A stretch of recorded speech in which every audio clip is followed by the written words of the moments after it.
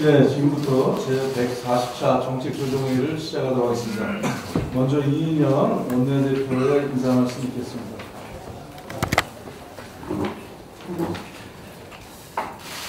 오늘 시진핑 중국 국가주석이 김정은 위원장과의 정상회담을 위해 북한으로 출발합니다. 시진핑 주석은 방북을 하루 앞두고 북한 노동신문 기고문을 통해서 한반도 문제와 관련한 대화와 협상에서 진전이 이루어지도록 적극 기여하겠다 이렇게 밝혔습니다. 중국 주석이 북한 노동신문 일면에 기고문을 실은 것은 매우 이례적이라고 합니다. 시진핑 주석이 북한과 전 세계에 공개적으로 한반도 평화의 촉진자 역할을 하겠다 이렇게 자임한 셈입니다. 모쪼록 시 주석의 방북과 북중 정상회담이 북미 대화의 진전에 기여하기를 기대합니다. 앞으로 열흘은 한반도 평화의 향배를 결정할 매우 중요한 시간이 될 것 같습니다. 시진핑 주석은 방북에 앞서서 트럼프 대통령과 전격 통화를 가진 데 이어서 28일부터 열리는 G20 회의에서 트럼프 대통령과 마주할 예정입니다. G20 기간 오사카에서는 한중, 한일 정상회담도 잇따라 열립니다. 이어 서울에서 열릴 한미 정상회담까지 당사국 간의 한반도 문제에 대한 활발한 논의가 예정되어 있습니다. 잇따른 당사국들의 움직임이 향할 곳은 결국 교착 상태에 빠진 북미 대화의 돌파구를 마련하는 것입니다. 그 시작이 될 시진핑 주석의 방북이 한반도 평화로 나아가는 아름다운 선물이 되길 기대합니다. 북한 어선이 아무런 제재 없이 동해 삼척까지 들어온 것은 해상 경계 작전에 큰 허점이 드러난 사건입니다. 북방 한계선을 넘어 130km 남쪽 삼척항 부두에 정박하기까지 우리 군이 아무런 대응을 하지 못했다는 점은 어떠한 변명의 여지도 없습니다. 군 당국은 중앙합동조사에서 세밀히 조사하고 철저히 그 진상을 밝혀내어서 국민 앞에 소상히 보고하시길 바랍니다. 첫째도 안보, 둘째도 안보, 셋째도 안보입니다. 당정 협의를 통해 안보 태세를 더욱 강화하고 국민 불안을 씻어낼 수 있도록 재발 방지 대책을 세우겠습니다. 군 당국도 해안 검시 레이더 등 감시 정찰 장비를 개선하고 필요하다면 긴급 예산 편성 등 신속한 대책을 마련해 주시기 바랍니다. 또한 철저한 내부 조사를 통해서 뼈를 깎는 자성으로 엄중하게 책임지는 모습을 보여주시길 바랍니다. 국방부와 우리 군은 국민 안전과 국가 안보를 위하여 더욱더 만전을 기해 주시길 당부합니다. 한마디만 더 하겠습니다. 9.19 남북 군사 합의를 폐기하려는 일부 야당의 주장은 과도합니다. 해상 경계 작전의 실패와 또 9.19 남북 군사 합의는 아무런 관련이 없다는 점을 분명히 합니다. 이번 사건을 9.19 남북 군사 합의와 연계하는 것은 번지수를 잘못 찾은 진단과 해법이라고 저는 생각합니다. 이 기회에 진전된 남북관계를 훼손하려는 의도가 아닌지 매우 의심스럽습니다. 잘못은 호되게 질책하되 남북 군사 합의 폐기와 같은 속보이는 주장은 자제해 주시길 당부합니다. 자유한국당이 검찰총장 청문회는 응할 뜻을 비치면서 국세청장 인사청문회와 관련한 태도는 오락가락합니다. 이러지도 저러지도 못하는 자유한국당의 처지가 딱합니다. 제가 드릴 처방은 한 가지입니다. 조건 없이 국회에 복귀하면 그러면 인사청문회 참여가 매우 자연스러워질 것이다. 이런 점을 조언합니다.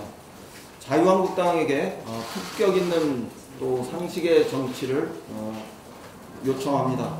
민주당은 어제부터 전체 25개의 위원회 중 우리 당이 위원장을 맡은 10개 위원회를 중심으로 야 3당과 더불어 상임위를 가동시키고 있습니다. 또한 자유한국당이 위원장을 맡은 8개 상임위와 특위는 국회법 제52조에 따라서 개회 요구서를 제출하고 있습니다. 만약 위원장이 개회나 의사 진행을 거부하는 경우에는 국회법 제50조에 따라 야 3당과 협의해서 위원장 직무를 대행해 회의를 진행할 수 있도록 하겠습니다. 그러나 그 전에 자유한국당이 국민을 위해, 민생을 위해, 우리 경제 활력을 위해 국회에 조속히 복귀해 주실 것을 기대합니다. 국회로 돌아와서 법과 제도의 틀 안에서 정부를 감시 견제하는 보수 야당의 품격을 보여줄 수 있기를 바랍니다. 아주 황교안 대표와 관련해서 짤막한 한마디만 하겠습니다. 황교안 대표는 어제 부산 상공회의소에서 외국인 근로자에게 똑같은 임금을 줘서는 안 된다, 이런 취지로 주장을 했습니다. 현행 근로기준법과 ILO 협약을 위반하는 말인지 매우 의아합니다. 차별을 부추기는 것은 물론이고 우리 국민에게 피해를 끼칠 무책임한 발언입니다. 2주 노동자의 임금을 낮추면 당장 기업이 누구를 더 고용하는 데 있어서 선호할지 되물어보고 싶습니다. 2주 노동자와 국내 노동인력 수급에 큰 혼란을 야기할 것이라고 저는 생각합니다. 법률가 출신인 황교안 대표의 법알못 주장에 대해서 개탄을 금할 수 없습니다. 그동안 경직된 황교안 가이드라인이 국회 정상화에 발목을 잡았습니다. 알지도 못하는 민생 히어로, 민생의 발목을 잡지 않기를 당부드립니다. 이상입니다. 네, 다음 조정식 정치의장의 발언이 있겠습니다. 6월 임시국회가 많은 우여곡절 끝에 문을 열었습니다. 그런 만큼 정치권 모두가 민생과 경제활력 입법에 총력을 기울여야 합니다. 특히 추경의 경우 최대한 속도를 내야 합니다. 아울러 여야 사이에 쟁점이 없는 민생 입법들 역시 소관 상임위에서 가능한 조속히 논의를 매듭 지을 수 있도록 해야 할 것입니다. 자유한국당도 이제는 무책임한 정책 파업을 접고 제1야당으로서 보다 책임 있는 모습을 보여주기 바랍니다. 특히 시급한 추경과 민생입법 처리는 제쳐두고 인사청문회만 골라서 참석하겠다는 것은 민심을 정면으로 거스르는 매우 부적절한 태도입니다. 정치 파업도 부족해서 이제는 정치 편식까지 하겠다는 것입니까? 자유한국당이 국정을 발목 잡고 국회 파행을 장기화시켜 나라를 망칠 작정이 아니라면 이제 그만 국회로 돌아와야 합니다. 무책임한 경제청문회 타령도 그만해야 합니다. 더불어민주당은 경제 현안에 대해 야당과 허심탄회하게 논의할 준비가 되어 있습니다. 그러나 정쟁용 경제청문회는 단연코 반대한다는 말씀을 드립니다. 목리를 부릴 것도 정파적 이익만 챙길 때도 아닙니다. 지금은 심화되는 대외 경제 위기로부터 민생과 일자리를 지키기 위해 여야가 함께 힘과 지혜를 모아야 합니다. 자유한국당의 동참을 강력히 촉구합니다. 앞서 원내대표께서도 언급하셨지만 황교안 대표의 비상식적 언행에 대해 한 말씀 드리겠습니다. 어제 황교안 대표가 부산 지역 기업인들과 만난 자리에서 우리나라에 기여한 것이 없는 외국인 근로자에 대한 임금 차등화가 필요하다는 내용의 발언을 했다고 합니다.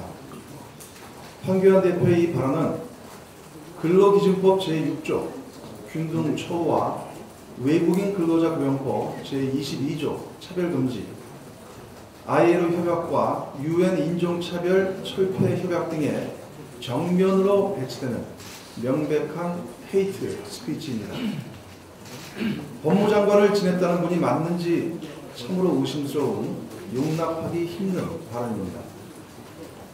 만일 황교안 대표의 주장대로 외국인 근로자에게 임금을 차등 지급할 경우 저임금 외국인 근로자에 대한 선호도가 높아지게 되고, 이는 우리 근로자의 일자리를 잠식할 뿐 아니라 근로 조건 역시 저하시킬 가능성이 큽니다. 임금 차별에 따른 피해를 고스란히 우리 근로자들이 입게 되는 셈입니다. 더욱이 황 대표의 주장은 외국인과 내국인에 대한 동등한 대우를 규정하고 있는 자유무역협정에도 정면으로 위배되니까 매우 위험천만한 발상입니다. 또한 외국인 근로자에게 마치 공짜 숙식 혜택이 제공되는 것이냐 호도하는 주장도 전혀 사실과 다른 이야기입니다. 고용노동부의 업무 지침에 따라 사업주가 외국인 근로자에게 숙식을 제공할 경우 월 통상임금에서 최대 20%까지 비용을 징수할 수 있도록 하고 있습니다. 뿐만 아니라 외국인 근로자가 세금도 내지 않고 우리나라에 기여한 바가 없다는 주장 역시 허위 주장입니다.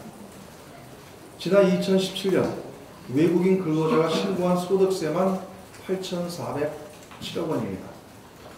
황교안 대표와 자영업 등에게 지급된 국고보조금에 외국인 근로자들이 낸 세금 또한 포함되어 있는 셈입니다. 황교안 대표에게 촉구합니다. 혐오를 부추기고 반목을 조장하는 저급한 정치, 이제 그만둬야 한다. 즉각 국민에게 사과하시기 바랍니다. 징후와 대결, 철지난 안보장사, 막무가내식 국정 발목 잡기로는 자유한국당도 보수의 미래도 없다는 점을 분명하게 명심해야 할 것입니다. 정부가 어제 세계 식량 계획 WEP를 통한 대북 인도적 식량 지원을 발표했습니다. 매우 시의적절한 조치라고 평가합니다. 정부의 이번 결정은 한미 양국 정상의 지지를 기반으로 국제사회와의 긴밀한 협조를 바탕으로 이루어진 것입니다. 5만 톤 규모의 대북 인도적 식량을 통해 북한 주민의 고통을 덜고 남북 신뢰 증진은 물론 대화와 협상 재개에 새로운 돌파구가 마련될 것이라 확신합니다. 이번 지원으로 약 185억 원의 관리비용 또한 절감될 것으로 예상합니다. 대북 인도적 지원은 남북 모두가 윈윈할 수 있는 효과적인 방안인 것입니다. 북한의 식량 사정이 다급한 상황인 만큼 정부는 북한 주민에게 식량이 최대한 신속히 전달될 수 있도록 모든 노력을 아끼지 말아야 할 것입니다. 아울러 북한의 식량 부족분이 136만 톤에 달할 것으로 예측되는 상황을 감안해 추가적 식량 지원 역시 적극 검토할 필요가 있습니다. 야당 역시 비인도주의적인 퍼주기 논쟁을 자제하고 정부의 한반도 평화정착 노력을 적극 뒷받침해 주시기 바랍니다. 이상입니다. 네, 다음은 정책 현안 발언이 있겠습니다. 먼저 민홍철 제2정책조정위원장의 발언이 있겠습니다.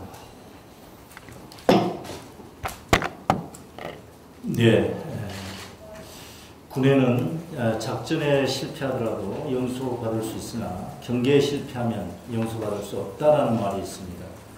그만큼 경계작전은 군의 생명이고 가장 기본적인 임무입니다. 경계에 실패하면 작전을 수행할 수 없을 뿐만 아니라 국민의 생명과 안전을 지켜낼 수 없기 때문입니다. 이번 북어선 사건은 경계작전의 실패라고 해도 변명의 여지가 없을 것입니다. 군은 사실상 해상경제작전에 실패한 북어선 사건을 철저히 조사하여 해상경제작전, 공중감시활동, 그리고 육상감시체제에 허점이 없는지, 그리고 혹여 근무기강에 해이는 없는지 철저히 조사하여 재발방지 대책을 세워야 할 것입니다. 국방부는 경계태세를 더욱 강화하여 안보에 수호의 빈틈이 없도록 만전을 기해서 국민적 신뢰를 확고히 해주시길 바랍니다. 이상입니다. 예, 다음은 최운열 제3 정책조정위원장의 발언이겠습니다. 지난 1분기 경제성장률이 마이너스를 기록했습니다. 미중 무역 전쟁으로 인해 글로벌 교역과 제조업 활동이 예상보다 크게 위축되고 있고 수출 의존도가 높은 한국 경제의 경기 하방 리스크가 커지고 있습니다. 지금 같은 상황에서는 정부의 적극적 재정정책과 과감한 규제 개혁이 필요합니다. 먼저 추경을 통한 적극적 재정정책으로 생산성을 향상시키면서 내수 시장을 활성화시켜 대외경제 침체를 완화해 주어야 합니다. 일부에서는 재정 건전성을 이유로 추경의 편성이나 확장적 재정정책을 반대하고 있는데 국가 부채의 절대치에 집중하기보다 금융시장 동향에 따라 유연하게 대처해야 합니다.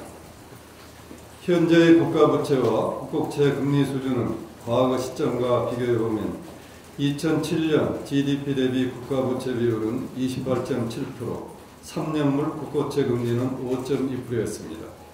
10년이 지난 2017년 국가 채무는 38.2%, 금리는 1.8% 수준이었습니다. 국가 부채는 2배 이상 늘었지만 금리는 3분의 1 수준으로 하락함에 따라 오히려 국가 부채에 대한 이자 상환 부담은 줄어들 수 있습니다. 제어슨 펌은 로렌스 서머스 등 미국 하버드 대학 교수의 최근 연구에 의하면 국가 부채의 증가는 정부 지출의 증가에 기인한 것보다 감세로 인한 세수 감소가 훨씬 더 큰 원인이라 지적하고 있습니다. 국가 부채 절대 규모나 비율에 너무 크게 의미 부여하기보다 금융시장 상황에 따라 유연하게 대응해야 할 이유가 여기에 있습니다. 일본은 국가부채 비율이 200%가 넘지만 제로금리 때문에 별로 국가부채 상황을 걱정하지 않고 있는 현상입니다. 금리가 1%대이기 때문에 2 내지 3%의 수익률만 예상되어도 정부의 재정 투입이 효율성 및 생산성을 향상시킬 수 있습니다. 적극적인 재정 투입을 통해 성장의 불씨를 유지해야 되는 이유입니다. 한편 정부가 살린 성장의 불씨는 결국 기업이 새로운 성장 동력 발굴하고 투자와 고용을 늘림으로써 완성될 수 있습니다. 그리고 기업의 활력 회복을 위해서는 과감한 규제개혁 조치가 동행되어야 합니다. 빅데이터 활용 등 새로운 성장 동력 발굴에 필수적인 활동을 제약하면서 기업들에게 투자와 고용을 늘리려는 것은 앞뒤가 맞지 않습니다. 불필요한 규제들을 과감히 없애야 합니다. 이러한 적극적 재정정책과 과감한 규제 개혁을 위해서는 예산 심의권과 입법권을 갖고 있는 국회가 하루빨리 정상화되어야 합니다. 자유한국당 의원들께서 우리나라 경제를 진심으로 걱정하고 계신다면 경제위기라고 비난만 할 게 아니라 국회로 돌아와야 합니다. 그것이 국민에 대한 최소의 도리입니다. 예, 다음은 임종성 원내부대표의 열심히 준비하신 발언을 듣겠습니다.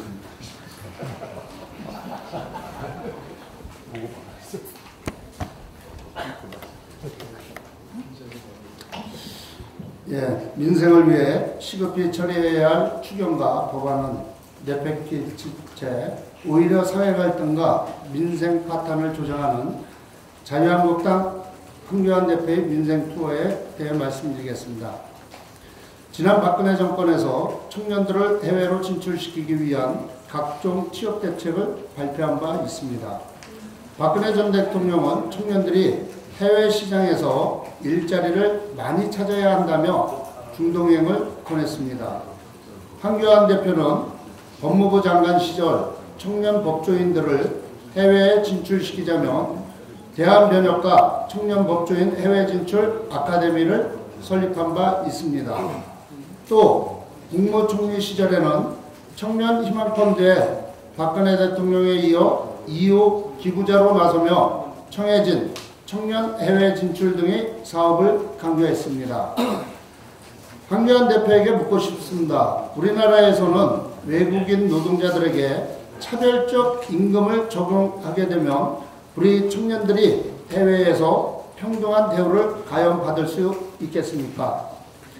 결국 자유한국당 황교안 대표의 민생투어는 국민의 근로조건을 저하시키고 서민의 일자리를 빼앗으려는 민생 파탄투어, 민폐투어, 또한 차별과 혐오를 부추기는 방정치 투어입니다. 자유한국당은 인사청문회는 하겠지만 국회 정상화는 안 하겠다고 합니다. 이건 마치 학생이 학교에 출석은 하겠지만 수업은 안 듣겠다는 이런 얘기와 같습니다.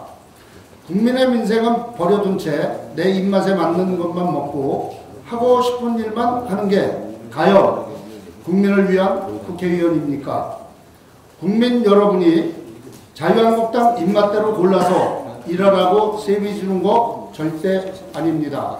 지금이라도 진정 민생을 위한다면 현재 가장 시급한 추경과 민생 법안 처리를 위해 국회로 돌아오시길 간곡히 부탁드립니다. 이유 없이 결석 많이 하는 학생은 학교로부터 정학이나 퇴학 처분을 받을 수도 있습니다. 민생 파탄 투어, 민폐 투어, 반정치 투어를 접고 국회로 돌아오십시오. 국회 정상화는 국민의 명령입니다. 감사합니다. 예, 열심히 준비하신 게 뒷부분에 있었네요. 네, 제조업 르네상스 비전 및 전략 발표에 대해서 간단히 한 말씀 드리겠습니다. 대한민국을 세계 4대 제조 강국으로 이끌기 위한 공대한 청사진이 담긴 정부의 제조업 르네상스 비전 및 전략이 어제 발표되었습니다. 제조업은 전체 GDP의 30%를 차지하고 수출의 90%를 담당할 정도로 우리 경제의 핵심 근간입니다. 그러나 최근 4차 산업혁명에 급속한 전개와 신흥국들의 추격, 심화되고 있는 미중 무역 기술 전쟁 등으로 인해 우리 제조업이 미중의 위기를 맞고 있는 상황입니다.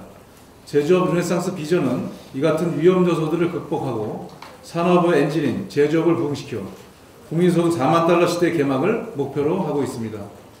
특히 산업 구조를 추격형에서 선도형으로 탈바꿈시키고 사람과 기술을 중심으로 산업 생태계를 재편해 산업의 패러다임을 새롭게 구축하고자 합니다. 이를 통해 제조업 부가가치 비율이 현재 25%에서 선진국 수준인 30%로 향상되고 노동 생산성 또한 현재보다 40% 이상 높아질 것으로 예상됩니다.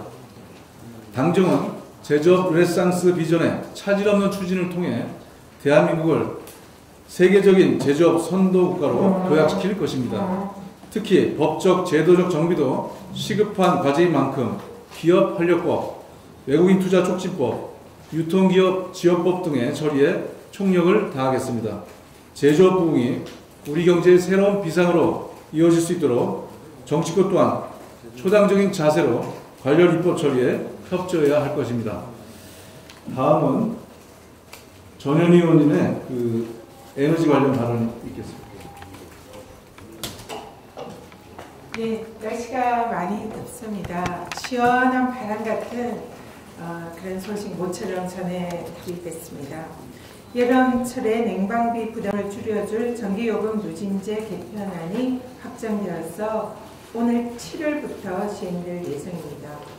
이번 개편안의 주요 내용은 여름철에 현장에서 전기요금의 누진 구간을 확대하는 것입니다.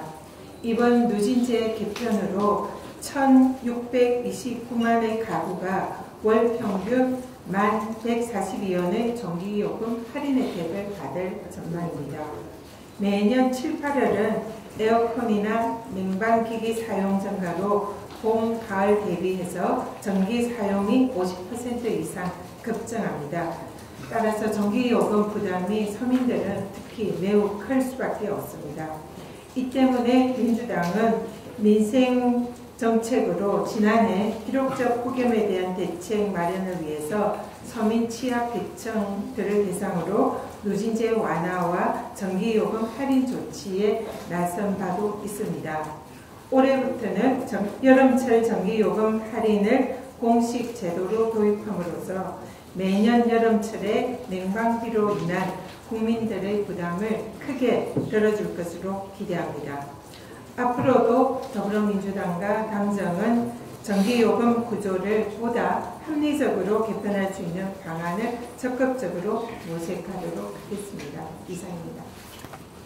예, 이상으로 공개 발언을 마치고 이후 회의를 비공개로 전환하겠습니다. 언론 여러분들의 협조를 부탁드립니다.